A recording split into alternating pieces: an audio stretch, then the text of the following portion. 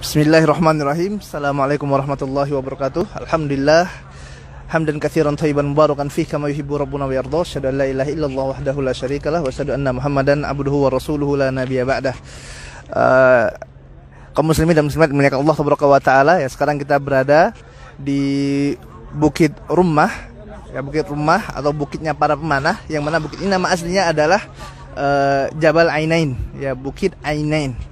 Dan di sini ya di belakang ada Uhud, ya, kita sekarang daerah Uhud. Dan di sini ya di depan sana ini terjadi peristiwa yang besar dalam sejarah Islam, yaitu perang yang kita kenal dengan perang Uhud. Adapun perang Uhud ini, jamaah milik Allah Taala, dia terjadi pada tahun ketiga Hijriyah. 1 tahun setelah perang Badar. Ya, perang Badar terjadi pada tahun 2 Hijriyah, yaitu pada bulan Ramadan. Adapun perang Uhud adalah terjadi pada tahun 3 Syawal, pada tahun ketiga pada bulan Syawal, ya, tahun ketiga Hijriyah pada bulan Syawal. Artinya 1 tahun 1 bulan kurang lebihnya. Yang mana perang ini dilatar belakangi dengan balas dendam yang ingin dilakukan oleh kafir Quraisy. Ya, kafir Quraisy ingin melakukan balas dendam atas kekalahan mereka pada saat di Badar. Ya, akhirnya mereka kumpulkan ya harta mereka kumpulkan pasukan untuk apa? Untuk menyerang Madinah. Ya, jadi orang-orang kafir mereka juga menginfakkan harta mereka untuk apa? Untuk menjauhkan manusia dari agama Allah Tabaraka wa Taala. Allah Tabaraka wa Taala mengatakan, "Innal ladzina kafaru yunfikuna amwalahum liyasuddu an sabilillah." Ya, orang-orang kafir mereka menginfakkan harta mereka liyasuddu an sabilillah, untuk apa? Untuk menjauhkan manusia dari jalan Allah. Jangan akan tuh pikir mereka tidak infak, enggak. Mereka juga menginfakkan harta mereka, akan tapi tujuannya apa? Untuk menjauhkan manusia dari jalan Allah Subhanahu wa taala. Ini diantara untuk memerangi Nabi yang mulia sallallahu alaihi wasallam. Ya.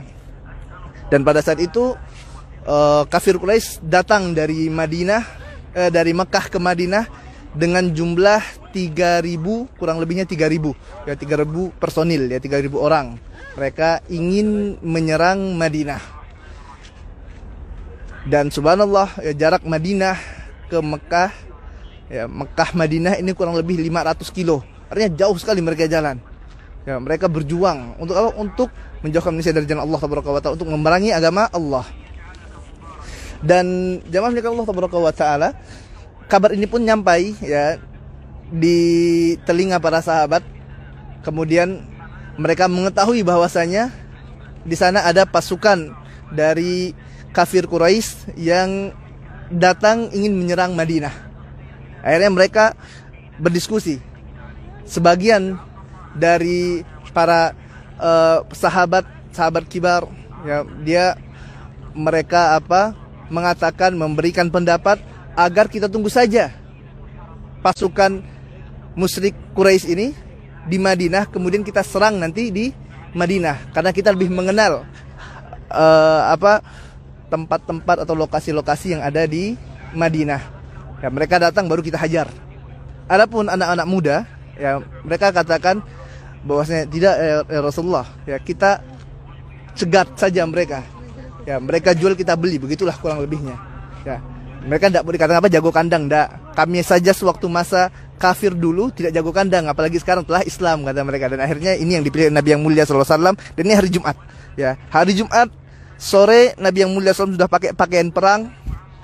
Ya, Rasulullah sallallahu alaihi wasallam pakai jirah besinya, pakai topi penutup wajah dari besi juga. Dan ini salah satu bentuk ikhtiar dari Nabi yang mulia sallallahu alaihi wasallam. Kita lihat jamaah milik Allah subhanahu wa taala, Rasulullah sallallahu alaihi wasallam melakukan ikhtiar.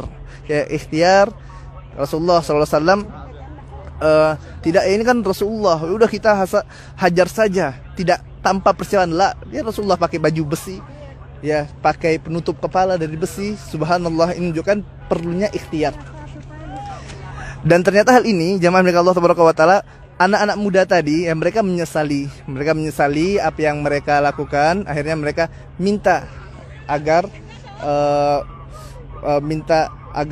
ya udahlah kita ikut para kibar saja, kita tunggu di Madinah. Akan tapi Nabi yang mulia SAW mengatakan tidak pantas bagi seorang Nabi apabila telah memakai pakaian perangnya, kemudian ya untuk tidak jadi pergi, tidak jadi jihad. Maka kita pergi sekarang, kata Nabi yang mulia SAW. Akhirnya turunlah pada saat itu sekitar 1000 tentara dari kaum muslimin, ya, dari kota Madinah pergi ke Uhud ini. Kemudian sewaktu zaman Allah Taala telah berhadapan kedua pasukan ini, ya, telah kelihatan ya orang kafir Quraisy, musyrik Quraisy tersebut ya dengan kaum muslimin, maka tokoh munafik Abdullah bin Ubay bin Salul ya ini bersama dengan 300 orang-orang munafik, mereka memutus untuk mundur. Yang awalnya 1000 berkurang menjadi tinggal 700 orang. Dan ini subhanallah, ini memang orang munafik seperti ini. Mereka senantiasa pada saat-saat genting, ya saat-saat genting mereka ambil kesempatan untuk menjatuhkan moral kaum muslimin. Hingga saat ini begitulah watak orang-orang munafik. Dan pada saat itu khilaf para sahabat. Sebagian dari para sahabat mengatakan, ya Rasulullah, sebelum kita bantai orang kafir itu, kita bantai dulu orang munafik ini.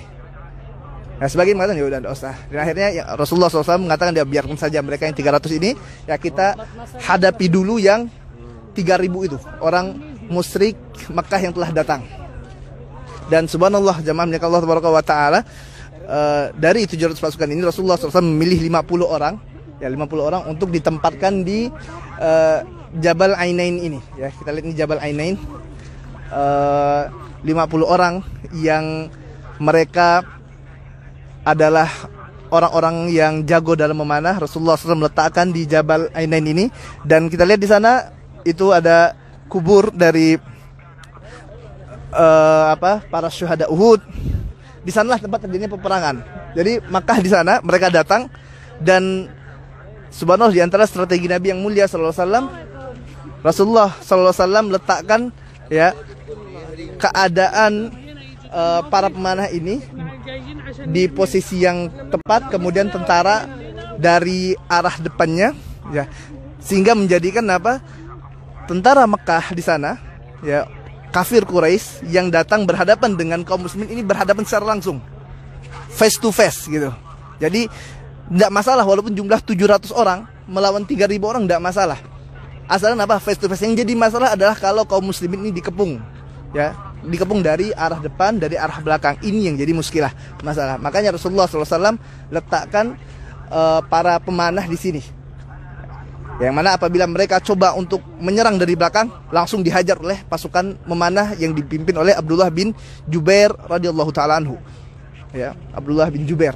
Dan Rasulullah SAW memberikan pesan kepada para pasukan memanah ya di sini 50 orang agar jangan tinggalkan ya bukit Ainain ini, apapun keadaannya, walaupun kalian telah melihat daging-daging kami telah dicabik-cabik oleh burung, kata Nabi yang mulia sallallahu alaihi wasallam. Kalian tetap di sini, ataupun kalian telah melihat kami menang, tetap di sini. Apapun keadaannya, tetap di sini. Dan akhirnya dimulailah peperangan. Ya, subhanallah, Rasulullah SAW dan para sahabat berperang dengan gagah berani.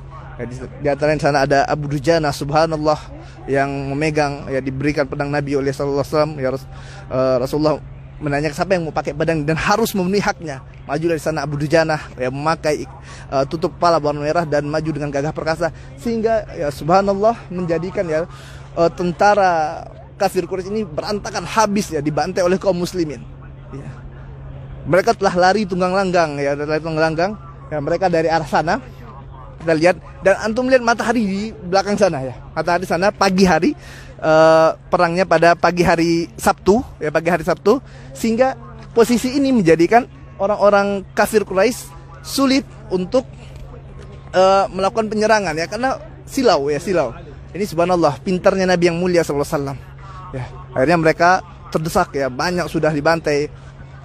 Kaum muslimin itu sudah sibuk untuk mengambil ghanimah di bawah. Dan di sini jamaah milik Allah Taala ya, para pemanah di Jabal Ainain ya, di Bukit Rummah ini, mereka melihat ini sudah menang seperti itu. Jadi mereka ingin turun mengambil ghanimah ya. Dan ini sudah diingatkan oleh Abdullah bin Jubair radhiyallahu taala anhu. Ini ingat pesan Nabi yang mulia SAW. Ya, perintah Nabi ingat. Ya, wa ma atakumur rasulu fakhudhu wa ma nahakum anhu fantahu. Yang perintah Rasulullah kerjakan, yang dilarang jangan kalian kerjakan. Ya. Tapi mereka maksiat.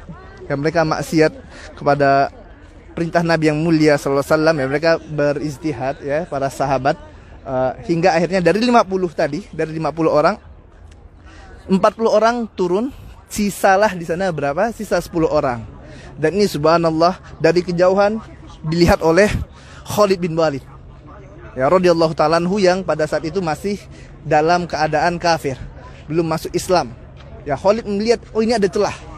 Ada celah untuk memutarbalikkan keadaan. Dan kita lihat di sini cerdasnya Khalid ya. Radhiyallahu ta'ala anhu, dia putar. Ya, Khalid putar.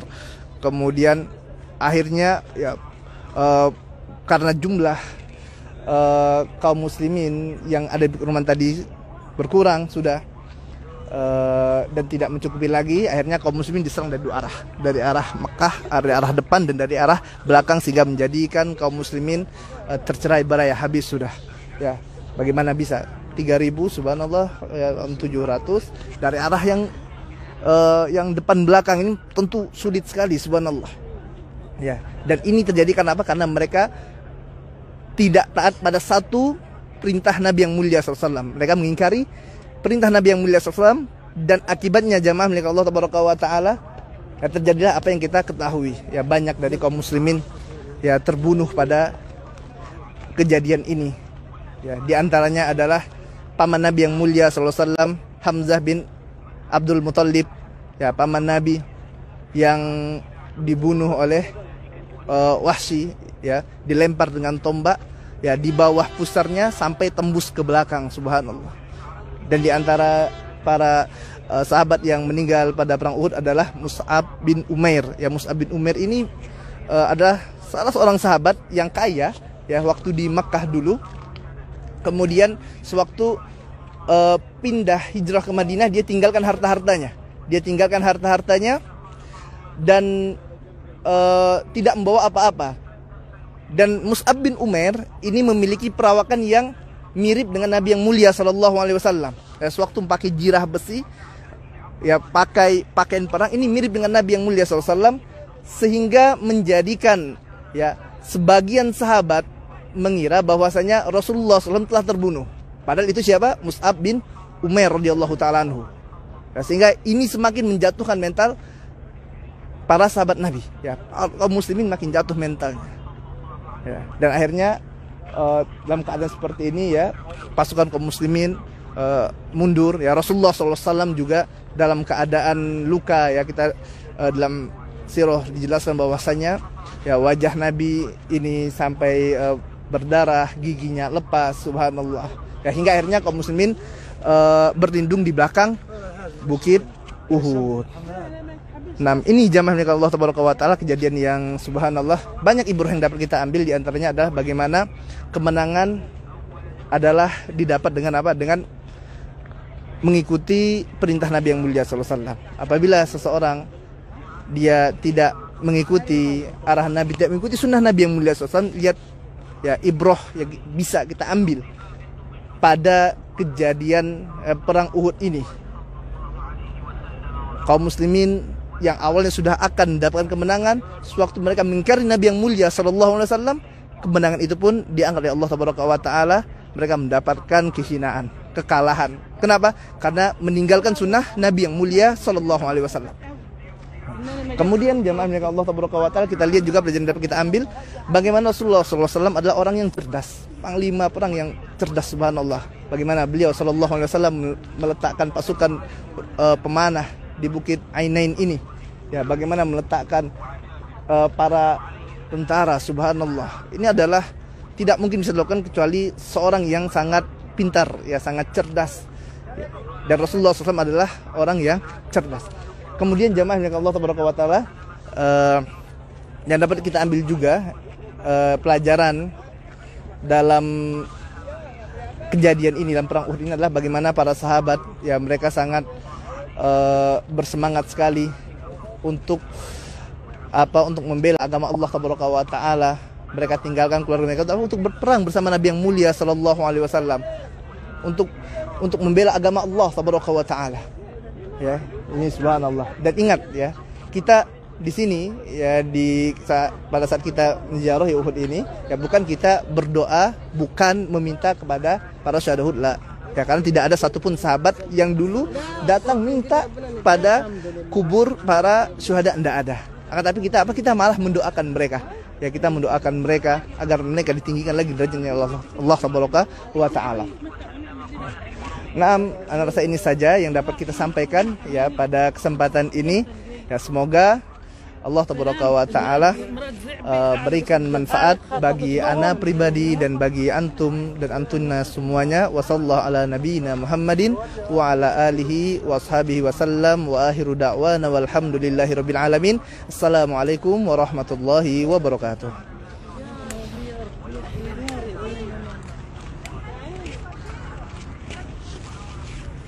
Ya Rasulullah.